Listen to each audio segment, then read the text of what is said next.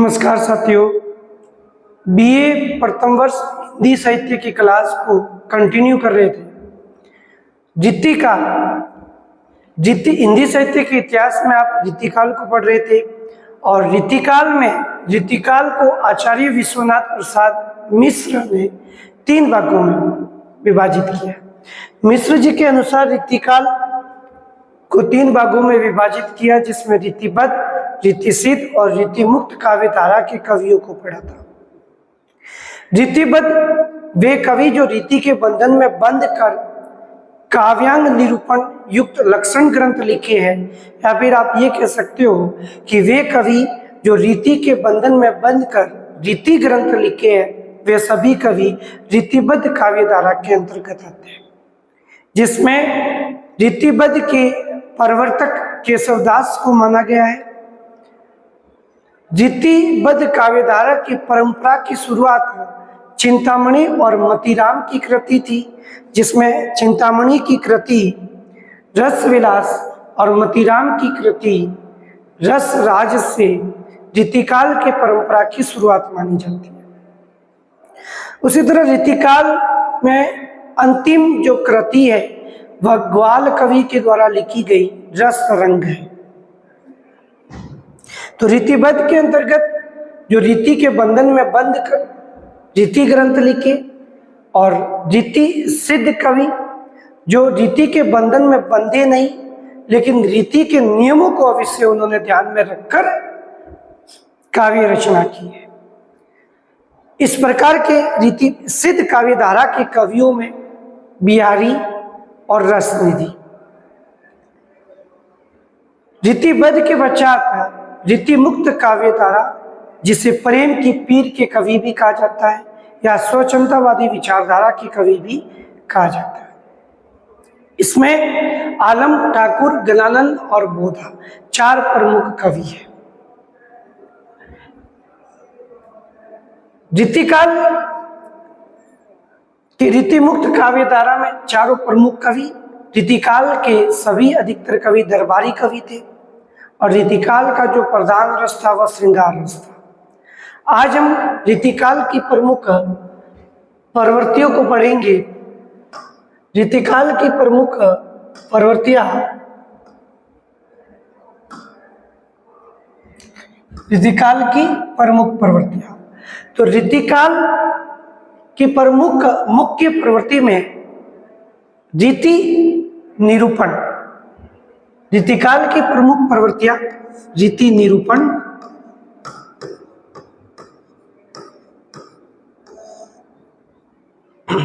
क्योंकि इस युग में रीतिकाल में काव्यांग निरूपण और लक्ष्य ग्रंथ लिखे गए, और निरूपण, रीति निरूपण दो प्रकार की काव्य रचना हुई रीति निरूपण में। एक तो सर्वांग निरूपण है और दूसरा आप कह सकते हो विशिष्टांग निरूपण। फिर रीतिकाल की प्रवृत्तियों में श्रृंगारिकता प्रमुख थी, क्योंकि रीतिकाल के सभी कवि क्या थे? दरबारी कवि थे। इसीलिए रीतिकाल के अंतर्गत श्रृंगारिकता प्रमुख रही है। वे अपने आश्रयदाताओं की सुंदरता का वर्णन करते थे, उनकी प्रशंसा का बखान करते थे, इसीलिए श्रृंगारिकता की प्रधानता इस काल में है। अलंकारिकता है, अलंकार की प्रधानता है। इसी अलंकारिकता को देखते हुए रीतिकाल को मिश्र बंधुओं ने इसे अलंकृत काल भी कहा है। तो इसमें अलंकार की भी प्रधानता है, अलंकारिकता है, क्योंकि प्रत्येक कविता को क्या किया जाता था? अलंकृत किया जाता था। कविता को अलंकृत किया जाता था, इसीलिए अलंकारिकता इस रीतिकाल की प्रधान प्रवृत्तियों में से प्रमुख है। आश्रयदाताओं की प्रशंसा, रीतिकाल के सभी कवि कौन थे? दरबारी कवि थे, और दरबारी कवि वह दरबार में रहकर अपने राजा की वीरता का बखान करते थे। तो वे रीतिकाल के सभी कवि आश्रयदाताओं की प्रशंसा का वर्णन उन्होंने किया है, जिसमें देव, सुदन, भूषण, भिखारीदास आदि प्रमुख कवि हैं।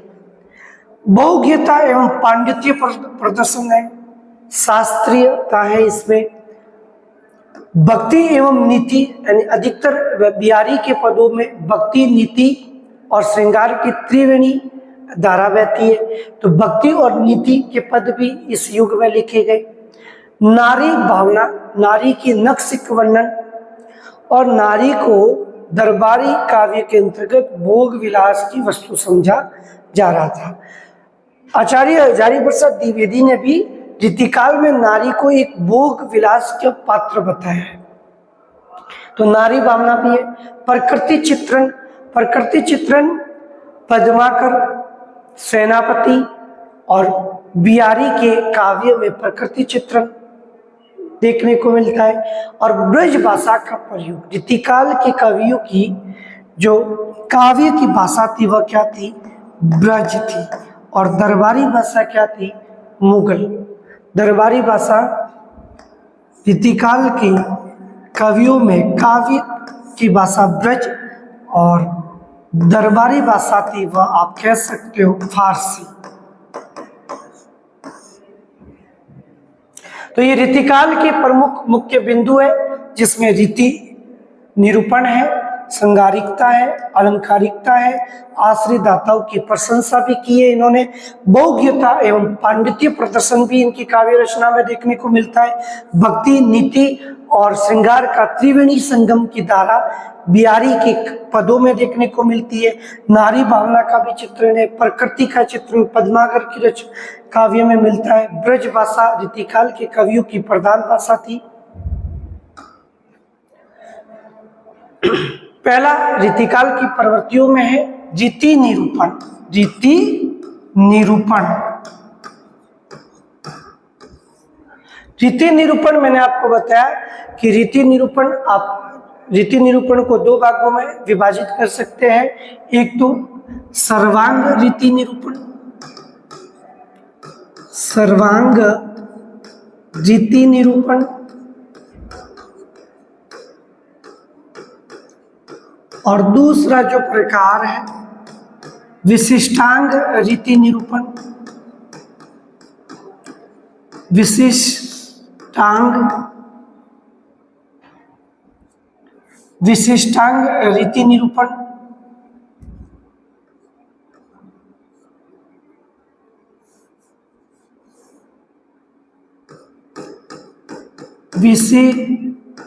विशिष्टांग रीति निरूपण,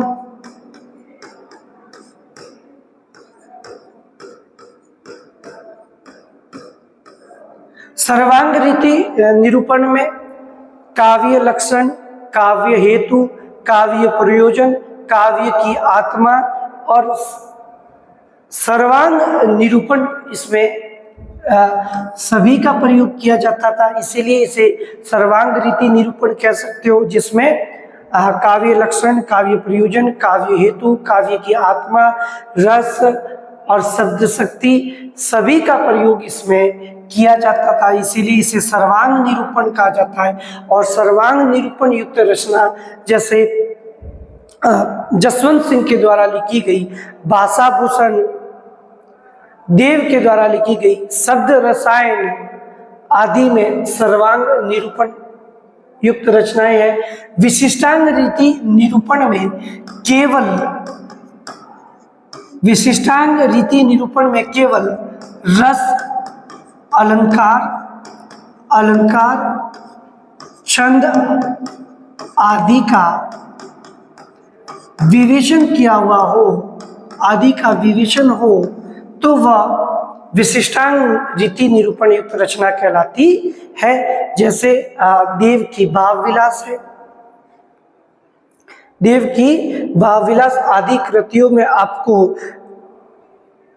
विशिष्टांग निरूपण युक्त काव्य देखने को मिलेगा। तो रीति निरूपण में काव्यांग निसर्जन यानी काव्यांग निरूपण हुआ है, जिसमें काव्य लक्षण ग्रंथ लिखे गए, काव्य लक्षण व उदाहरण सहित रचनाएं हुई। कवियों ने अनेक रीति ग्रंथ भी लिखे, अनेक रीति ग्रंथ लिखे, जो रीतिबद्ध काव्य धारा के कवि है, जिसमें केसर की रचना रामचंद्रिका है, याकूब खां की रसभूषण है, चिंतामणि की कवि कुल कल्पतरु है। सभी में काव्यांग निरूपण देखने को मिलता है। तो कवियों ने अनेक रीति ग्रंथ भी लिखे, जिसमें चिंतामणि किसका दरबारी कवि था? चिंतामणि का जन्म स्थान तिकवापुर में हुआ था और ये मतीराम के भाई थे। चिंतामणि, मतीराम, भूषण और जटाशंकर, ये तीनों भाई है। तो चिंतामणि शाहजहां और शाहजी के दरबार में रहे। मतीराम जहांगीर के दरबार में दरबारी कवि था। जहांगीर के दरबार में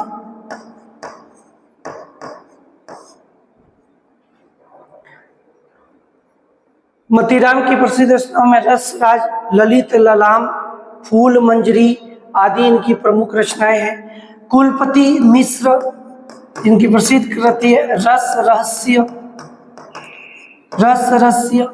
देव भवानी सिंह वैश्य के दरबार में भी रही है और आजम शाह के दरबार में भी रही। देव आजम शाह भवानी सिंह वैश्य के दरबार में भी रही।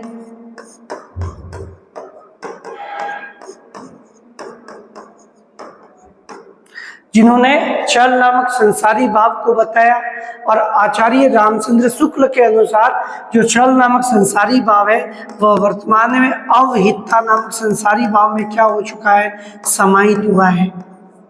अवहिता नामक संसारी भाव में समाहित। तो देव 1673 में जन्म, 1767 में मृत्यु। देव का मूल नाम क्या था? देवदत्त द्विवेदी।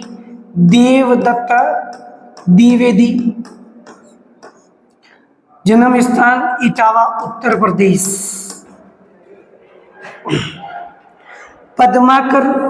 पद्माकर और बिहारी रीतिकाल के दोनों क्या कहलाते हैं? रीतिकाल के दोनों सूर कहलाते हैं, दोनों किनारे कहलाते हैं। पद्माकर के काव्य में प्रकृति चित्रण एक उच्च कोटि का देखने को मिलता है। तो इन कवियों ने रीति निरूपण युक्त ग्रंथ लिखे, जिसमें चिंतामणि, मतीराम, कुलपति मिश्र, देव और पद्माकर की रचनाओं में हिम्मत बहादुर, विरुदावली, जग विनोद आदि इनकी क्या है? प्रमुख रीति निरूपण युक्त काव्य रचनाएं हैं। फिर श्रृंगारिकता, इसकी प्रमुख प्रवृत्तियों में से एक है रीतिकाल में श्रृंगारिकता। रीतिकाल की प्रधान प्रवृत्ति है, क्योंकि रीतिकाल के जितने भी कवि है सभी दरबारी कवि थे और उन्होंने अपने आश्रयदाताओं की सुंदरता का वर्णन किया है। तो श्रृंगारिकता इसमें प्रधान प्रवृत्ति है। श्रृंगार रस की प्रधानता है इसमें। नायक नायिका भेद का चित्रण है। नक्सिक वर्णन भी इसमें देखने को मिलता है। श्रृंगार रस है तो नक्सिक वर्णन इसमें हो गई। इंद्रिय सुख है, बाई सौंदर्य, विलासी जीवन का चित्रण। नारी को एक भोग विलास की वस्तु समझा जा रहा था, इसीलिए विलासी जीवन का चित्रण है। और रीतिकाल के जो प्रमुख कवि है बिहारी और घनानंद, दोनों ही रीतिकाल के कवि है जिनमें श्रृंगारिकता का वर्णन देखने को मिलता है। बिहारी किसके दरबार में दरबारी कवि थे? बिहारी का जन्म 1595 ईस्वी में 1595 ईस्वी में जन्म स्थान था गोविंदपुर में बिहारी का जन्म हुआ। गोविंदपुर, ग्वालियर।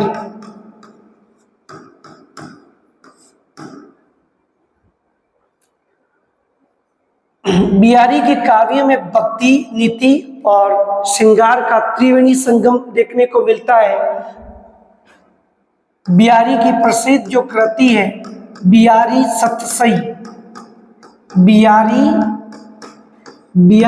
सतसई और बिहारी सतसई कृति को 1662 ईस्वी में लिखा गया था। बिहारी सतसई को 1662 में लिखा गया था, जिसमें क्या है 713 पदों का समूह है। बिहारी सतसई में क्या है 713 पद है। और बिहारी के पदों देखने में छोटे लगते हैं, लेकिन एक गागर में सागर भरने का काम बिहारी के श्लोकों में देखने को मिलता है। 713 पद है और इस बिहारी सतसई पर 3 कृतियों का प्रभाव है। बिहारी सतसई पर अमरुक शतक,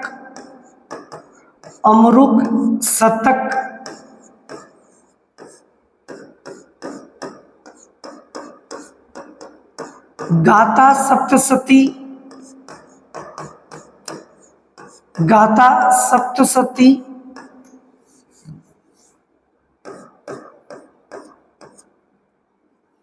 अमरुक शतक, गाथा सप्तशती, आर्या सप्तशती, इन 3 कृतियों का प्रभाव बिहारी सतसई पर पड़ा। बिहारी किसके दरबार में दरबारी कवि थे? तो जयपुर मिर्जा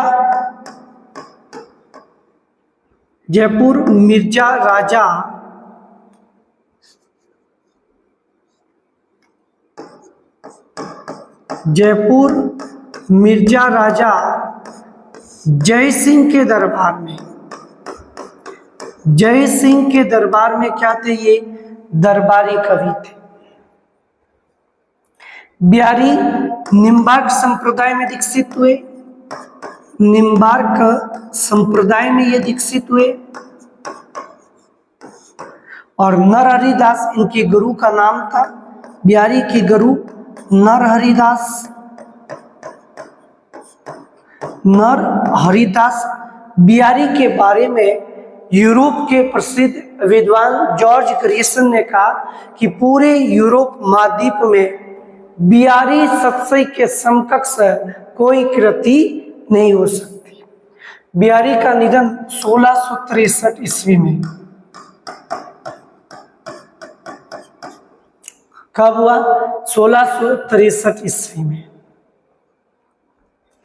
गणानंद भी रीति मुक्त काव्यधारा के प्रमुख कवि है और बिहारी रीति सिद्ध काव्यधारा के प्रमुख कवि थे। रीति सिद्ध काव्यधारा के प्रमुख कवि थे गणानंद। रीति मुक्त काव्यधारा के प्रमुख कवि है गणानंद।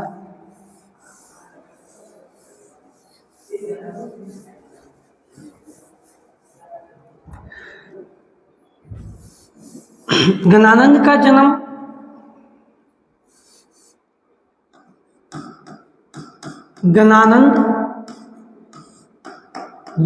1689 ईस्वी में बुंदेलखंड बुलंदशहर में इनका जन्म हुआ। बुलंदशहर किसके दरबार में दरबारी कवि थे? तो गणानंद किसके आश्रयदाता थे? मोहम्मद शाह रंगीला के दरबार में। मोहम्मद शाह रंगीला के दरबार में दरबारी कवि। गजानन का मूल नाम गण आनंद था। गण आनंद गजानन की प्रेयसी का नाम सुजान था। सुजान गणानंद की प्रेयसी का नाम है और सुजान की जो कृतियां है गणानंद की जो प्रसिद्ध कृतियां है जिसमें इश्क लता है, इश्क लता, वीरो वारिस है, वीर वारिस, सुजान सागर,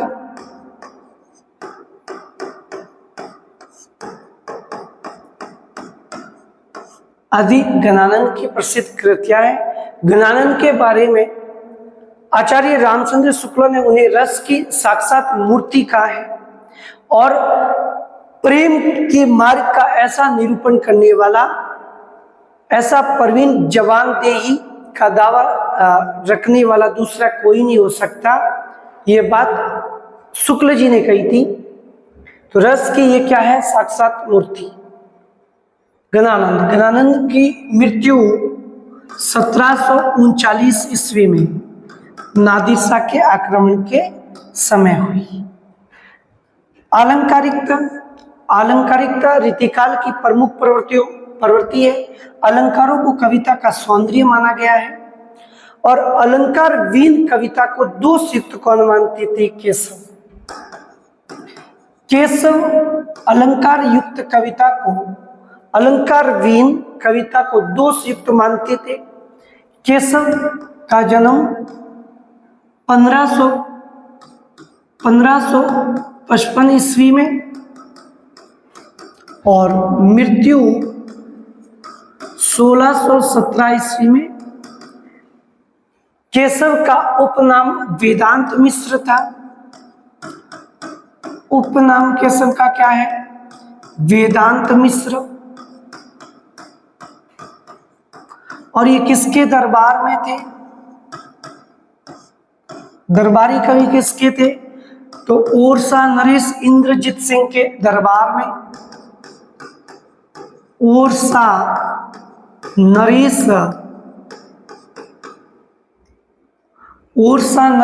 इंद्रजीत सिंह के दरबार में।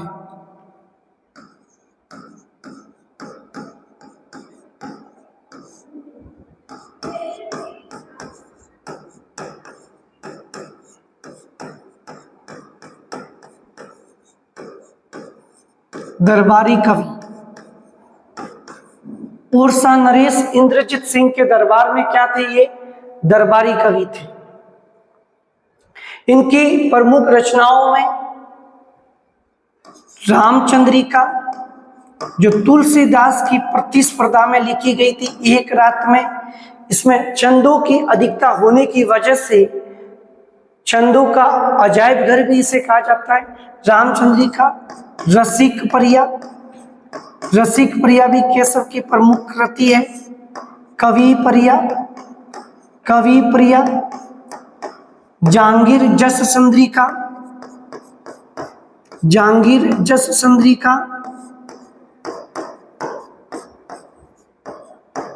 विज्ञान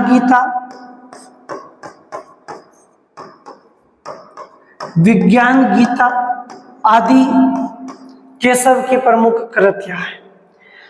तो अलंकारों को कविता का क्या माना गया है? सौंदर्य माना गया है। यहाँ पे प्रमुख अलंकार उपमा रीतिकाल में रूपक, यमक, श्लेष और अनुप्रास अलंकारों का अधिकतर प्रयोग हुआ है। तो इसमें उपमा अलंकार, रूपक अलंकार, श्लेष, यमक सभी प्रकार के अलंकारों का प्रयोग रीतिकाल में हुआ है। और केशवदास ने अलंकार विहीन कविता को क्या माना? सुंदर नहीं माना है। केशवदास ने जो अलंकार जो रहित कविता है उसे दोषयुक्त माना है, उसे सुंदर नहीं माना है। बिहारी के दोहे में अलंकार का एक अद्भुत प्रयोग देखने को मिलता है। बिहारी के पदों में अलंकारों का अद्भुत प्रयोग, अलंकारों की अधिकता है बिहारी के श्लोकों में। आश्रयदाताओं की प्रशंसा, क्योंकि रीतिकाल के सभी कवि क्या है? दरबारी कवि थे, इसीलिए वे अपने आश्रयदाताओं की वीरता का बखान करते थे। तो यहाँ पे अधिकांश कवि सभी कौन थे? रीतिकाल के दरबारी कवि थे, जिसमें आप देखिए तो सूदन,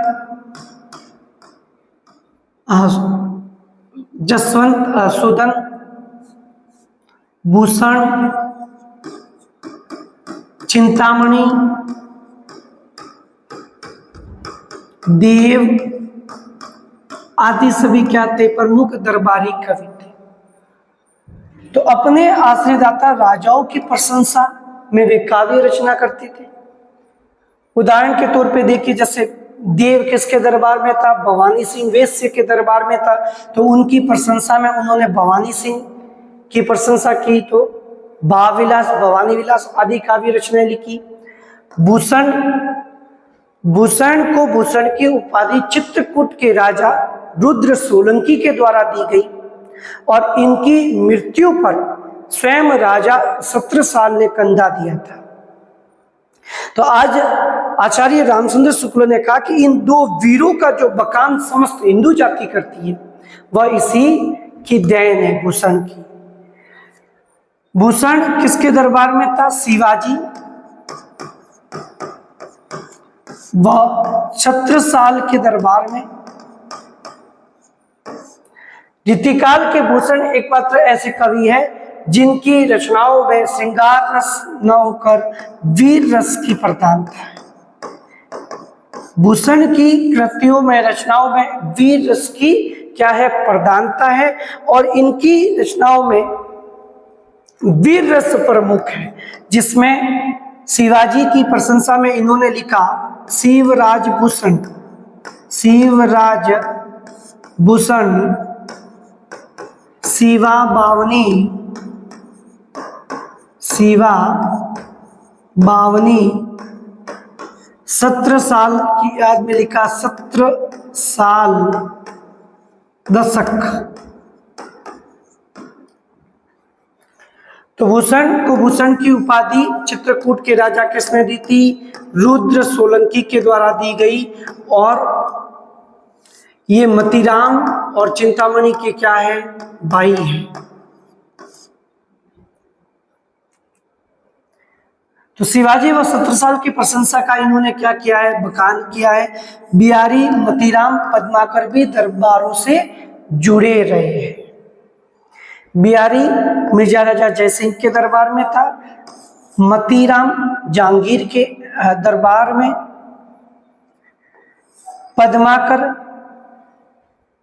पद्माकर हिम्मत सिंह वगैरह के हिम्मत सिंह के दरबार में। तो ये सभी क्या थे? दरबारी कवि थे, दरबार से जुड़े रहे। बहुज्ञता एवं पांडित्य प्रदर्शन इनके काव्यों में देखने को मिलता है, जिसमें कवियों ने विविध विषयों का ज्ञान प्रदर्शित किया है।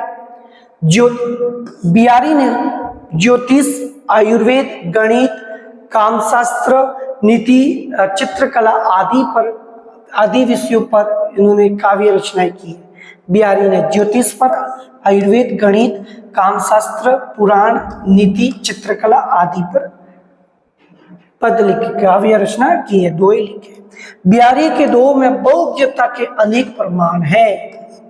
बहुज्ञता के बिहारी के पदों में अनेक प्रमाण है, इसीलिए बिहारी के पदों को गागर में सागर बनने की बात कही जाती है। अलंकार, योजना व शब्द क्रीड़ा पर विशेष बल दिया जाता है।